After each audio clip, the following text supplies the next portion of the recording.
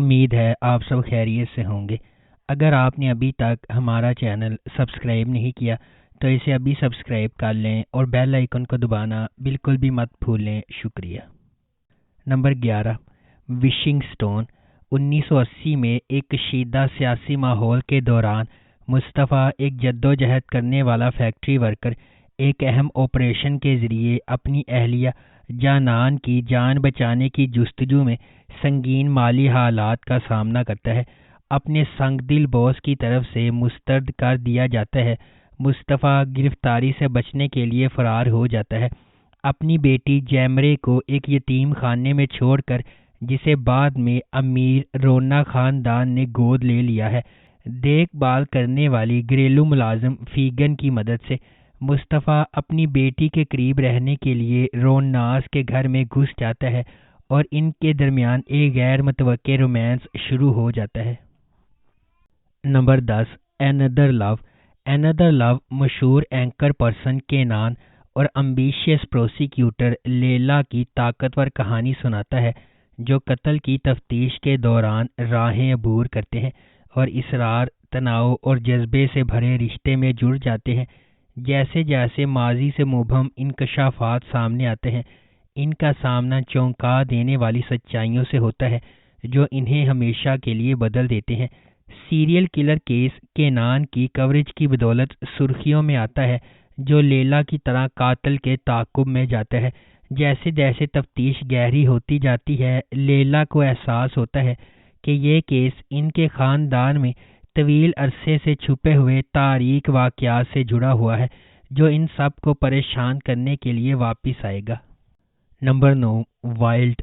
Wild Ali کے شاندار سفر کی پیروی کرتا ہے، جسے بچپن میں اغوا کر لیا گیا تھا اور اسے اغوا کرنے والے گروہ نے کام کرنا ختم کر دیا تھا۔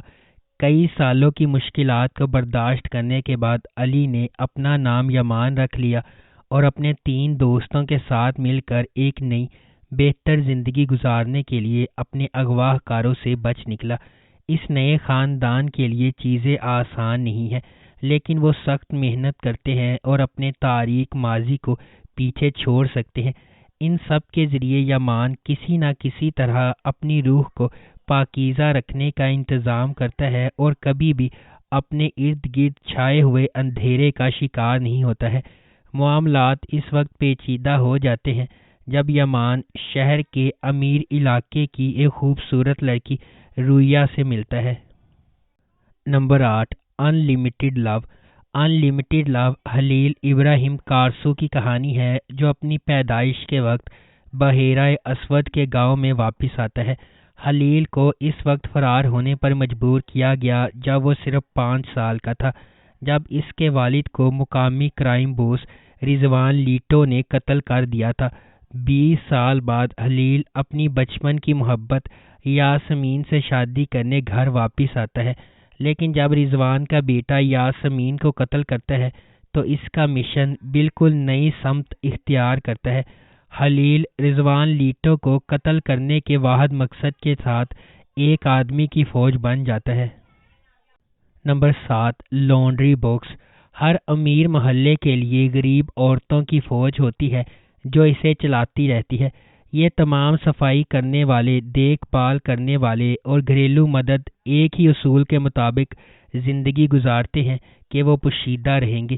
فرنیچر کے ٹکڑوں کی طرح وہ ایک فنکشن کی خدمت کے لیے موجود ہیں اور بس کسی اور کے خاندان کے لیے سارا دن کام کرنے کے بعد ہی وہ اپنے گھر جا سکتے ہیں اور اپنے خوابوں اور خواہشات کے ساتھ حقیقی لوگوں کی طرح زندگی گزار سکتے ہیں۔ لانڈری باکس ایک ایسے ہی لچکدار خواتین کے گروپ کی کہانی ہے جن کی زندگیاں دوسروں کی چھوڑی ہوئی گندگی کو صاف کرنے میں گزرتی ہیں۔ نمبر 6، مائی ونڈرفل لائف۔ دبئی کی چمکتی ہوئی آسمانی لکیروں سے لے کر میامی کے دھوپ میں بھیگے ساحلوں تک، مائی ونڈرفل لائف شبنم کے سفر کی پیروی کرتی ہے۔ ایک مخالف ہیروئن جو مشکلات سے پیدا ہوئی، جو معاشرے کی سیڑھی کی چوٹی تک اپنے پنجے گاڑتی ہے۔ شبنم ایک اسکالرشپ والی بچی تھی جو ایک ایلیٹ اسکول میں پڑھتی تھی، جہاں اسے امیر طلباء کے والدین اور یہاں تک کہ اس کے کچھ اساتذہ نے تنگ کیا تھا۔ اس کے دماغ کے باوجود کسی نے نہیں سوچا تھا کہ وہ اسے ان کی سطح تک پہنچائے گی، لیکن پلاسٹک سرجری اور اٹل خواہش کے ساتھ شبنم نے حتمی انعام حاصل کیا اور نور نامی ایک امیر شوہر۔ نمبر 5، ہائیڈ می۔ میتے اور ناز جو امیر اور با اثر گھرانوں میں پیدا ہوئے، اپنے بچپن میں کیے گئے ایک وعدے کے پابند ہے۔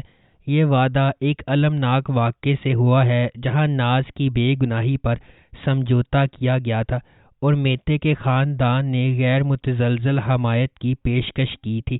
جیسے جیسے وہ بڑے ہوتے جاتے ہیں، ان کا رشتہ گرما گرم دلائل اور پرجوش مصالحت کا رولر کوسٹر بن جاتا ہے۔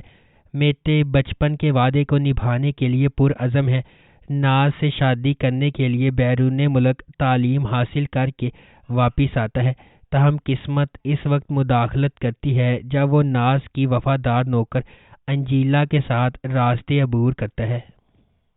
نمبر 4، اٹ از اے لو۔ ترکی کے جنوب مشرقی علاقے میں 17 سالہ یشل کو اس کے چچا کے بیٹے نے زیادتی کا نشانہ بنایا اور وہ پریگننٹ ہو گئی۔ جب وہ اس شخص سے شادی کرنے والی ہے جس نے اسے زیادتی کا نشانہ بنایا، ایرسن جو اس علاقے میں خدمات انجام دے رہا ہے، اسے اپنی شادی سے اغوا کر لیتا ہے، تاہم دلہا اور اس کے اہل خانہ فراریوں کا تعاقب کرتے ہیں اور دلہن اور سپاہی کو پکڑ لیا جاتا ہے۔ دلہے نے ایرسن کو مار ڈالا اور یشل نے دلہے کو مار ڈالا۔ یشل جیل جاتی ہے اور وہاں اپنے 2 بچوں، ایک لڑکا اور ایک لڑکی کے ساتھ بڑی ہوتی ہے۔ جب یشل کو رہا کیا جاتا ہے تو وہ اپنے بچوں کی حفاظت کو یقینی بنانا چاہتی ہے۔ یہ جانتے ہوئے کہ طوفان قبیلے کے خون کو نہیں بخشے گا، یشل نے ایک منصوبہ بنایا۔ اس کی رہائی پر وہ ایرسن کے خاندان سے رابطہ کرے گی اور دعویٰ کرے گی کہ ایرسن اس کے بچوں کا باپ ہے۔ یہ منصوبہ کامیاب ہوتا ہے، چیلنجز کے باوجود جیل میں یشل کی دوستی کی بدولت، تاہم یشل اور ایرسن کے جڑواں بھائی یاسین کے پیار میں پڑنے پر ایک غیر متوقع پیش رفت ہوتی ہے۔ نمبر 3، بہار۔ بہار 20 سال پہلے میڈیکل اسکول سے گریجویشن کرتی ہے، لیکن اس نے میڈیسن میں کریئر بنانے کے بجائے گھریلو خاتون بننے کا انتخاب کیا۔ اس کی شادی کامیاب سرجن تیمور یاوزولو سے ہوئی ہے اور اس نے اپنی زندگی اپنے شوہر اور بچوں کے لیے وقف کر رکھی ہے۔ بظاہر خوش نظر آنے والا یاوزولو خاندان بہار کی بیماری سے ہل گیا ہے۔ بہار کے ڈاکٹر ایورن اسے بچانے کے لیے پرعزم ہیں اور کہتے ہیں کہ اس کا واحد حل جگر کی پیوند کاری ہے۔ خاندان میں واحد ہم آہنگ جگر تیمور کا ہے۔ یاوزولو خاندان کے لیے، جن کا ایک بڑی حد سے تجربہ کیا جاتا ہے، کچھ بھی دوبارہ ویسا نہیں ہوگا۔ نمبر 2، کاراج دستانی۔ یہ سیریز جلال آغا کی پیروی کرتی ہے جو اپنے علاقے کی تمام زمینوں کا لالچ کرتا ہے، تمام آغا کی زمینوں پر قبضہ کر لیتا ہے اور بالآخر اس کے آخری حریف عثمان آغا کو قتل کر دیا جاتا ہے۔ قتل کے دن عثمان آغا کی بیوی رضیے ایک بیٹے کو جنم دیتی ہے۔ جلال آغا کے غضب سے ڈرتے ہوئے وہ اپنے بیٹے کو جلال آغا کی بیوی آسیے کے سپرد کر دیتی ہے، جو اتفاق سے اسی دن ایک بیٹی کو جنم دیتی ہے۔ یہ نادانستہ طور پر عمر کو اس شخص کا بیٹا بنا دیتا ہے جس نے اس کے باپ کو قتل کیا تھا۔ دوسری جانب جلال آغا کی اہلیہ آسیے کے ہاں پیدا ہونے والی بیٹی کو خفیہ رکھا گیا ہے۔ سال گزرتے جاتے ہیں اور عمر ایک ایسے نوجوان کی شکل اختیار کر لیتا ہے جو سب کا پیارا اور قابل احترام ہوتا ہے، جو اس کے والد جلال آغا کے بالکل برعکس ہے۔ دیر اثنا سلطان شہر میں دوبارہ نمودار ہوتی ہے، عثمان آغا کی بیٹی ہونے کا دعویٰ کرتی ہے اور بدلہ لینا چاہتی ہے۔ قسمت مداخلت کرتی ہے، عمر اور سلطان کو ایک ہی دن پیدا ہونے کے کئی سال بعد ایک ساتھ لاتی ہے۔ نمبر 1، یان اوڈا۔ سیوگی ارسوئے ایک مشہور ٹی وی پریزنٹر جس کا کریئر زوال کا شکار ہے، اچانک ملک کے معروف تاجروں میں سے ایک فکرت اللہ بے سے شادی کر لیتی ہے۔ اس غیر متوقع شادی نے سب کو چونکا دیا ہے۔ سیوگی اور فکرت دونوں کی ماضی میں ناخوشگوار شادیاں ہوئی ہیں۔ وہ اب اپنے دوسرے مواقع کو زندہ رکھنا چاہتے ہیں، لیکن یہ آسان نہیں ہوگا۔ ان کی شادی کا مطلب ہے کہ ان کے بہت مختلف خاندان اکٹھے ہوں گے۔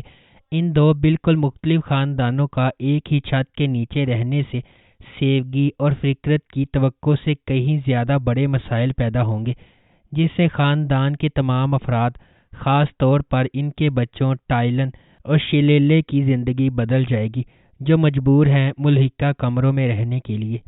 اگر آپ کو ہماری یہ ویڈیو پسند آئی ہے تو اسے لائک کریں، شیئر کریں اور ہمارے چینل کو سبسکرائب کرنا بالکل بھی مت بھولیں۔ شکریہ۔